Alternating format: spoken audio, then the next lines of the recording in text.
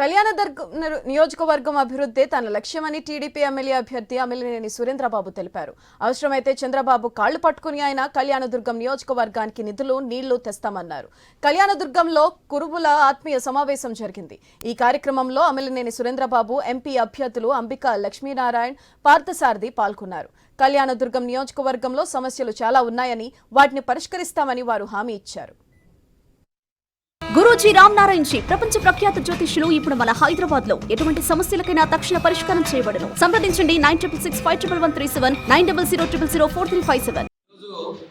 ఆంధ్రప్రదేశ్ లోనే మన కళ్యాణదుర్గం తెలుగుదేశం పార్టీ అభ్యర్థి సురేంద్రబాబు కులాలన్నిటితో కలిపి సపరేట్ గా ఒక సమ్మేళనం పేరుతో ఆ కులాల వారీగా సమావేశాలు ఏర్పాటు చేసి వాళ్ళ సమస్యలు, ఆ కుల వృత్తులు కానీ వాళ్ళ సమస్యలు కూడా తెలుసుకొని భవిష్యత్తులో రేపు తెలుగుదేశం పార్టీ అధికారంలోకి వచ్చిన తర్వాత వాళ్ళ సమస్యలు తీర్చాలి.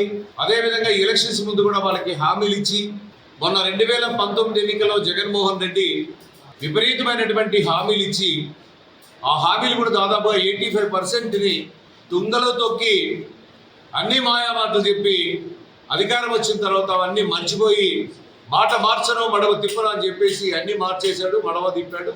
అదేవిధంగా రాష్ట్ర సంపదని కొల్లగొట్టి ఆ కొల్లగొట్టినటువంటి సంపదని రేపు ఓటర్స్కి పంచి గెలవాలనుకుంటాడు.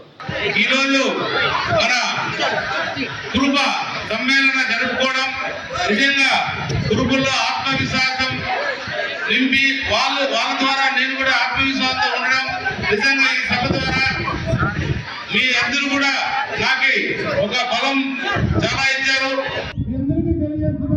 రాబోయే 2 సంవత్సరాల్లో ప్రతి 114 చెరువులు నీళ్ళిస్తూ ప్రతి ఒక్కరు కూడా వ్యవసాయం చేసుకోవడానికి అనుకూలంగా చేస్తామని ఈ సభాముఖంగా మీకు తెలియజేస్తున్నాను.